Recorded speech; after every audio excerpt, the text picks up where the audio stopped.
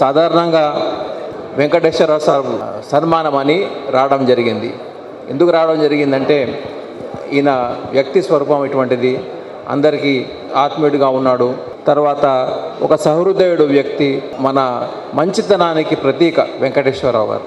అదేవిధంగా ప్రతి జూనియర్ని కూడా ఎంతో ముందుకు తీసుకొచ్చి వాళ్ళతో సహకరించి వాళ్ళ కెపాసిటీస్ బిల్డ్ చేసి వాళ్ళలో తన మంచి చూసుకొని ముందుకొచ్చిన వ్యక్తి. అందుకోసము అందరూ ఈయన సన్మానించదగిన విశేషము.